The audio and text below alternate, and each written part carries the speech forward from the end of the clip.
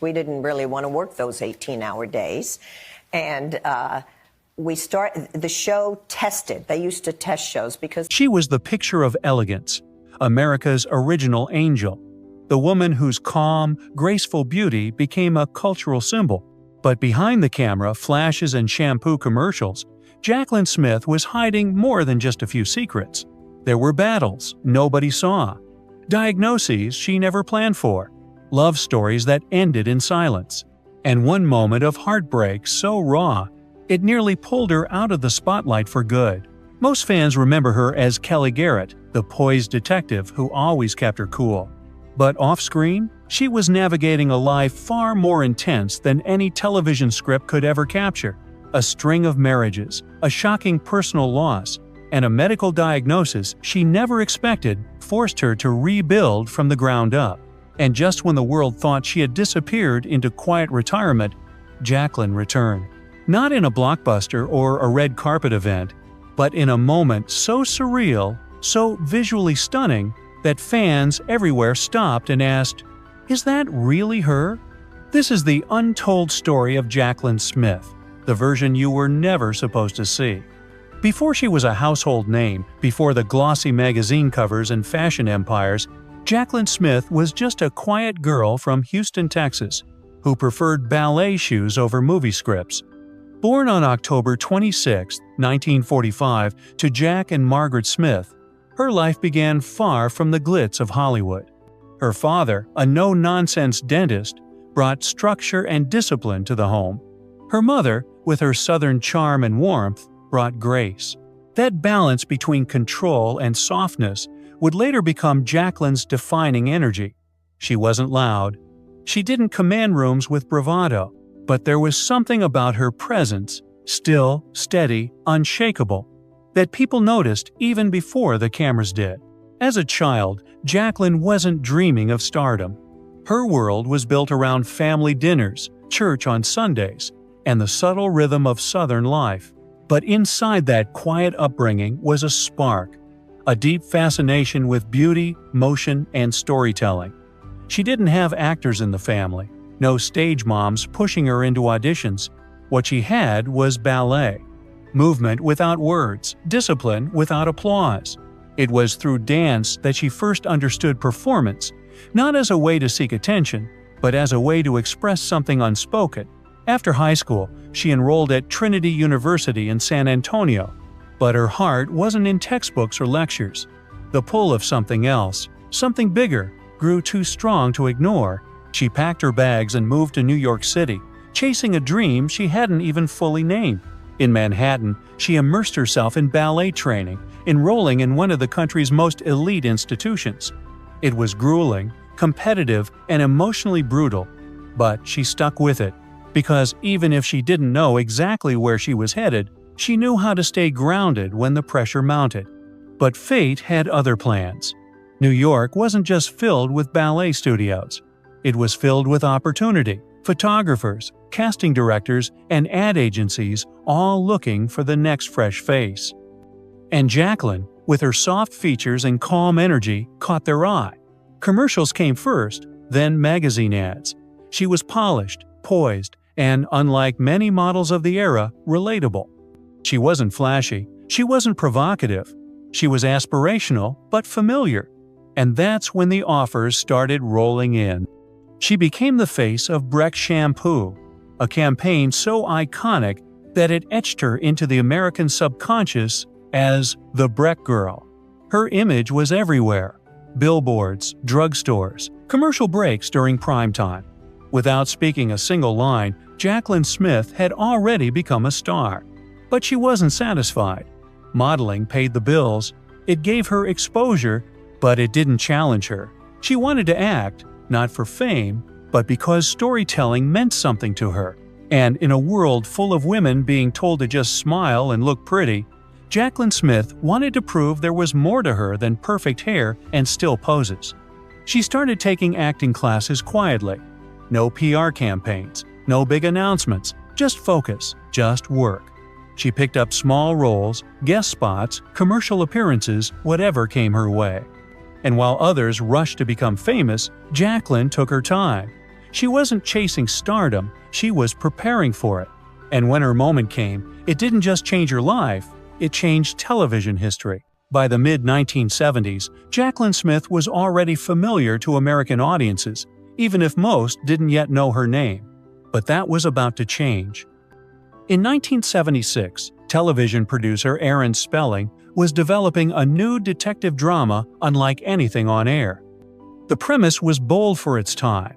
3 women as private investigators, solving crimes with brains, beauty, and martial arts. It was flashy, it was risky, and it was going to become a phenomenon. But behind the scenes, casting the perfect trio proved trickier than expected. One of the original actresses dropped out just days before filming. That left an opening, one that would transform Jaclyn Smith's life forever. She wasn't the first choice. In fact, she was brought in at the last minute, not to lead, but to quietly fill a gap. Producers were scrambling to find someone who could play Kelly Garrett, a cool-headed, intelligent, and poised private eye. Someone who could balance the sass of Farrah Fawcett and the sharp wit of Kate Jackson. And when Jaclyn walked in, she didn't shout or steal the room. She didn't need to. Her calm confidence said everything. Within minutes, it was clear. She wasn't just playing Kelly Garrett. She was Kelly Garrett. Charlie's Angels premiered in September 1976 and exploded into a cultural sensation almost overnight. The combination of mystery, glamour, and female empowerment struck a nerve with viewers. But while the show was packed with action and eye-catching fashion, it was Jaclyn's grounded presence that held it all together. She wasn't flashy like Farrah. She wasn't sarcastic like Kate. She was elegant, strategic, calm in chaos. And that balance gave the show heart. Week after week, viewers tuned in, not just for the stunts or the villain of the week storylines, but to see Jaclyn's performance.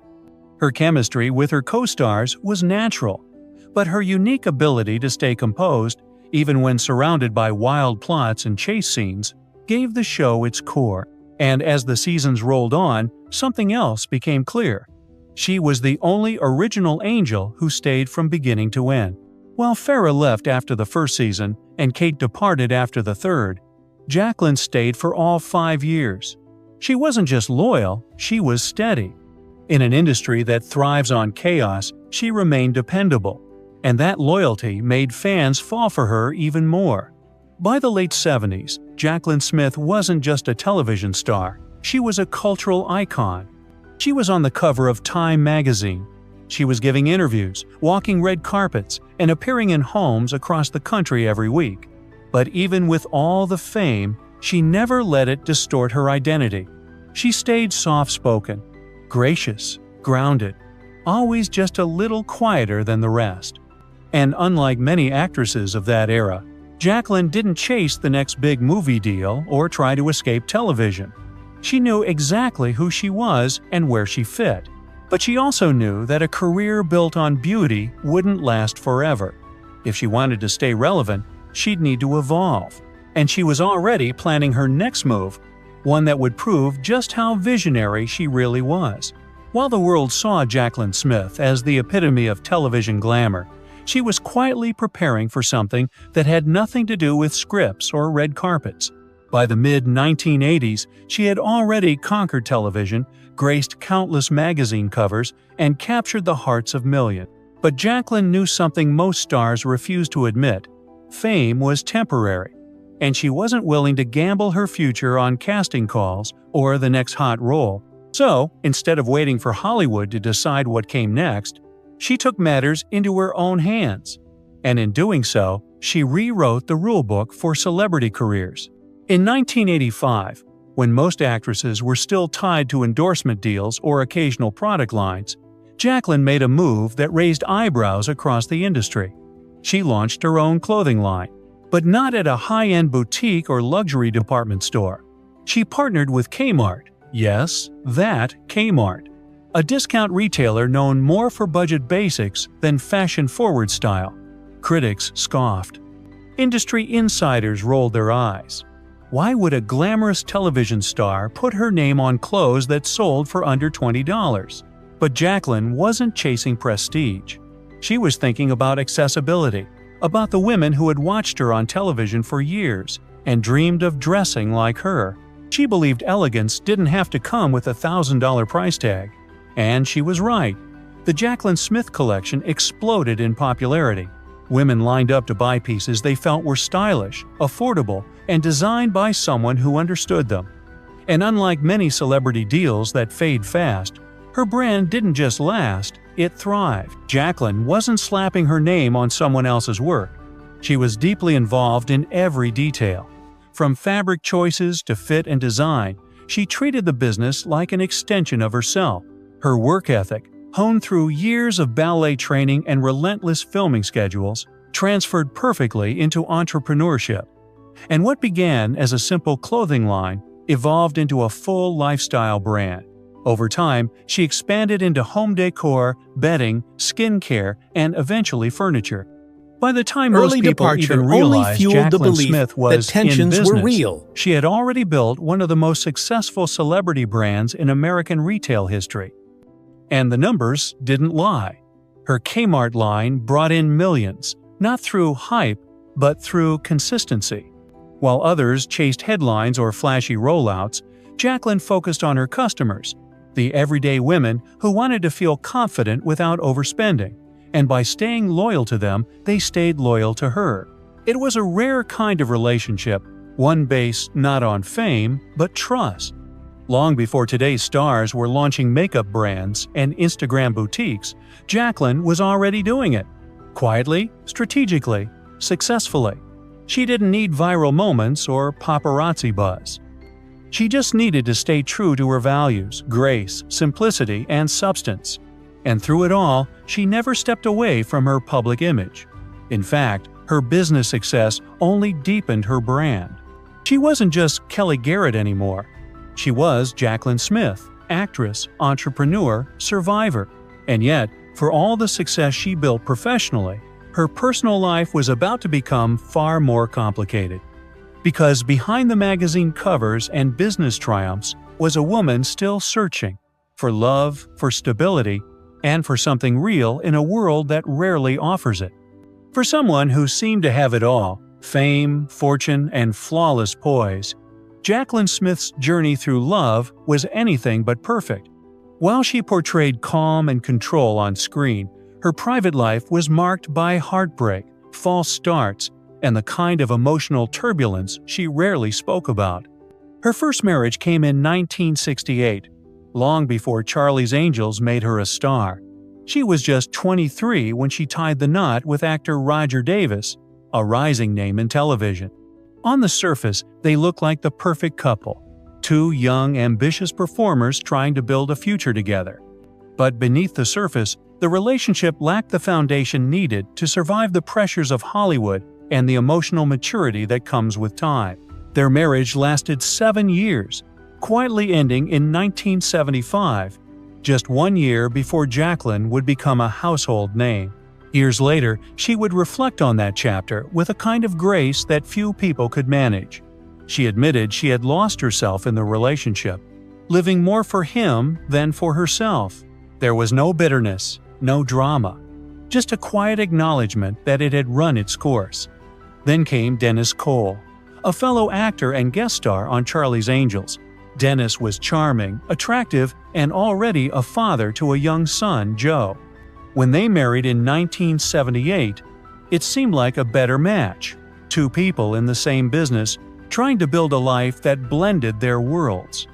But fame has a strange way of turning love into competition. And soon, the headlines were calling him Mr. Jaclyn Smith, a label that reportedly bruised his ego.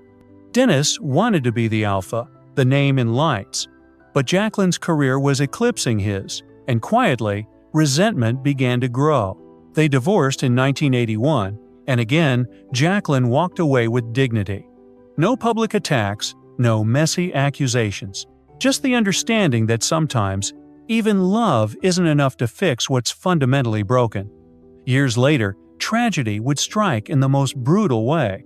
Her former stepson, Joe Cole, the boy she had helped raise during her marriage to Dennis, was shot and killed during a home invasion in Los Angeles. He was just 30 years old, Though she and Dennis were long divorced, Jaclyn was devastated. Joe had been a part of her life, and losing him reopened wounds that fame could never shield her from. That same year, 1981, Jaclyn entered a new chapter, both personally and professionally. She married Tony Richmond, a respected British cinematographer known for films like The Man Who Fell, To Earth and Legends of the Fall. This time, the bond felt different. It wasn't just attraction, it was creative energy, mutual respect, and the desire to build something real. Together, they had 2 children. And for Jaclyn, motherhood changed everything. She often said it gave her perspective, clarity, and a new sense of purpose. Even while she was running a fashion empire and working in television, she always made it clear family came first. But like so many of her relationships, this one too began to fade over time. They quietly divorced in 1989 after 8 years together. No scandal, no public fallout, just 2 people going their separate ways. 3 marriages, 3 heartbreaks. And yet, Jaclyn still believed in love. Then, in 1997, when no one was expecting it, especially not her, she met someone completely outside of Hollywood. Brad Allen wasn't a co-star or director or producer. He was a cardiothoracic surgeon, a man of science, not scripts. They met because he had once treated Jaclyn's father, and somehow their paths crossed again at just the right time. It didn't start with a whirlwind. It wasn't a media spectacle. It was quiet, patient, real. The kind of love story that doesn't need paparazzi to prove it's happening. They married that same year. And since then, they've built a life together that spans nearly 3 decades. Brad never chased the spotlight. He didn't need to. And Jaclyn? She finally had the one thing she never found in all those public romances: peace. In interviews, she calls him her best friend, her partner, and the love of her life. Together, they've kept their lives intensely private, focusing on family, health, and purpose. After years of emotional chaos and heartbreak, Jaclyn Smith had finally found something that was never guaranteed, even to the most beautiful woman in Hollywood: lasting love. By the early 2000s, Jaclyn Smith had already lived what most would consider 3 lifetimes. She had conquered the golden age of television, revolutionized celebrity branding, raised a family, and finally found the kind of quiet love she'd been seeking for decades. But none of that could have prepared her for what came next. In 2002, during a routine medical checkup, Jaclyn received news that would change her life. She had breast cancer. It came without warning, no symptoms, no family history. Just one phone call, and suddenly, she was no longer a television icon or a fashion mogul. She was a patient. And just like that, everything stopped. For a woman who had always prioritized discipline, wellness, and early detection, the diagnosis felt surreal. She had done everything right. She lived healthily, stayed active, got her screenings. Cancer wasn't supposed to be part of her story. But, as she quickly learned, it doesn't care who you are or how careful you've been. In one moment, Jaclyn was faced with a terrifying question. Not, how did this happen? But, what do I do now? She chose to fight, silently but fiercely. She underwent a lumpectomy, followed by radiation. It was exhausting, physically, emotionally, mentally. But in true Jaclyn fashion, she didn't disappear. She didn't retreat from her commitments or step out of the public eye. At the time, she was still filming for the television series The District, and even as she endured the side effects of treatment, she kept showing up on set. Not because she wanted to prove something, but because she didn't want her illness to define her. It wasn't just about survival, it was about dignity, about showing other women that strength doesn't always come with shouting or headlines. Sometimes, it's quiet, steady, invisible to everyone except the person going through it. And that's exactly how Jaclyn handled it until the press took that choice away from her. Before she was ready to go public with her diagnosis, news of her condition was leaked to the media. Her privacy, something she had always fiercely protected, was shattered in a matter of hours. Headlines ran with her story. often with speculation and exaggeration. It was a violation she hadn't prepared for, and one that left her feeling exposed in a way no red carpet ever had. But instead of responding with anger or disappearing from view, Jaclyn took control of the narrative. She chose to speak out not just about her own diagnosis, but about breast cancer in general. And in doing so, she became something she never set out to be: an advocate. She partnered with campaigns like Strengthen Knowing, lending her name and voice to encourage early detection, awareness of genetic risk factors, and regular screenings. But unlike many celebrity spokespeople, Jaclyn didn't just read lines. She spoke from lived experience. She talked openly about the fear, the uncertainty, and the importance of listening to your own body.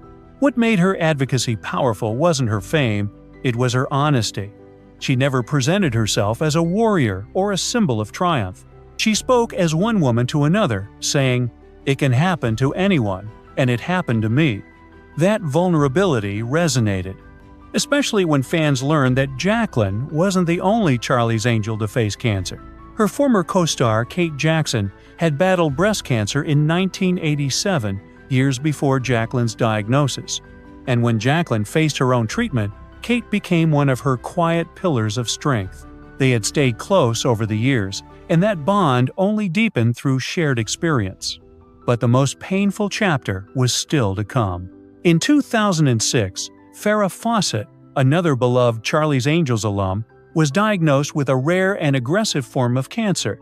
Unlike Jaclyn, Farrah's fight was brutally public. The media followed her every move, capturing photos outside hospitals and speculating on her condition daily. It was invasive, relentless, and cruel. And through it all, Jaclyn stood by her, privately, without fanfare. She visited Farrah, protected her from cameras, Saturday quietly during the hardest days, and when Farrah passed away in 2009, Jaclyn was one of the few people who spoke publicly with grace, calling her friend brave and luminous. By the end of that decade, Jaclyn Smith had not only survived her own diagnosis, she had carried the emotional weight of watching her closest friends suffer through theirs. She had endured the disease, the invasion, and the grief. But what emerged from all of it wasn't bitterness or fear, it was purpose. A deeper commitment to health, to compassion, and to gratitude. In interviews, she would later say that cancer didn't make her feel weak, it made her feel human. And in that humanity, she found a new kind of strength, one that had nothing to do with beauty or fame. For someone who spent more than 5 decades in the public eye, Jaclyn Smith did something most celebrities never manage. She stayed out of scandal. There were no arrests, no tabloid meltdowns, no explosive feuds captured by paparazzi lenses. But that doesn't mean her life was untouched by controversy. It just means she handled it differently, quietly, carefully, and with a level of dignity that almost made the noise vanish. But it was always there, rumblings beneath the surface, stories whispered in studio hallways, headlines that came too soon, or cameras that showed up uninvited. And for Jaclyn, the most personal violation of all wasn't something she did. It was something that was taken from her.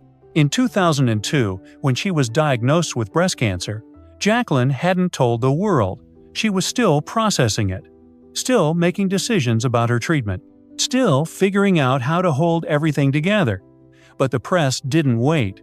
Word of her diagnosis leaked before she had a chance to share the news on her own terms.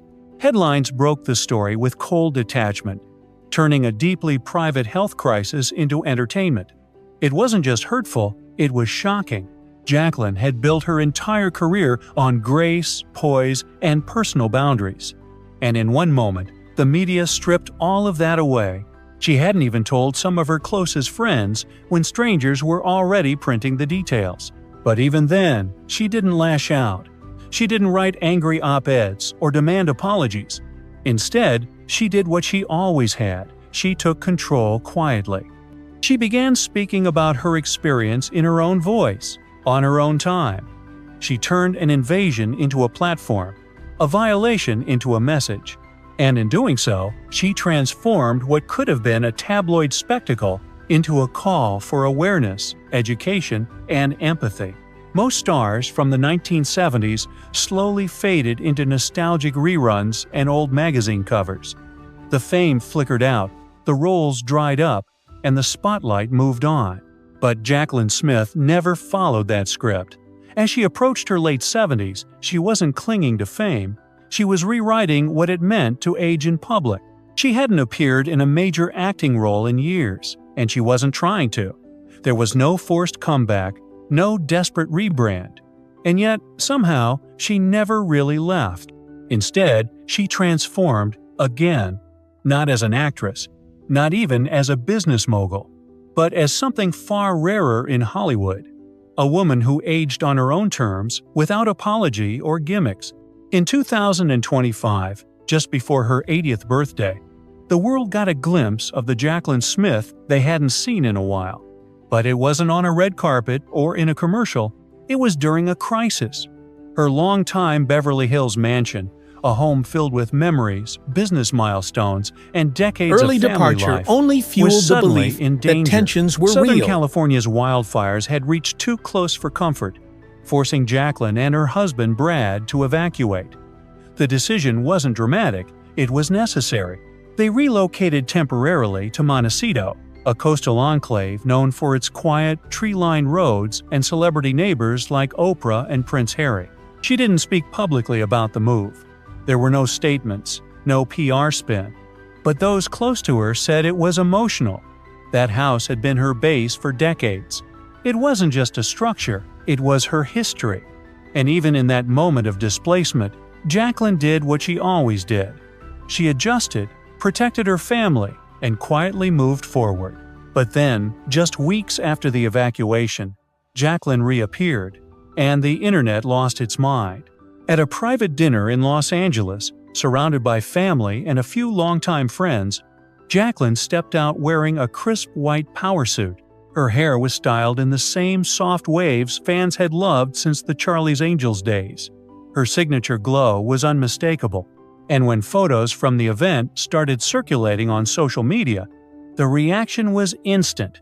People couldn't believe it. At 79, Jaclyn Smith looked radiant. Not for her age, just radiant. The kind of beauty that didn't come from lighting or filters, but from something deeper. The images went viral. Comment sections flooded with praise, shock, admiration. Younger generations, some who had never even seen Charlie's Angels, suddenly wanted to know more about the woman in the white suit. How did she look like that? What was her secret? The truth was simpler than people expected. She took care of herself, stayed out of the drama, and kept working on things that mattered to her. Most stars reach a point where the spotlight fades and the world quietly moves on. The fame that once felt endless becomes a memory, and even the most iconic names start to blur into the background of television history. But Jaclyn Smith didn't fade. She didn't vanish. She simply evolved. At nearly 80 years old, she never issued a grand farewell or announced an official retirement. She didn't need to. Her silence on the matter said more than a press release ever could. To those paying attention, it became clear she hadn't stepped away from the spotlight because she was done.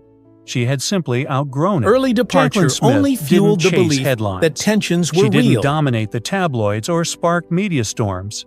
And yet, somehow, she endured longer than most. She wasn't the loudest voice in the room, but she never had to be.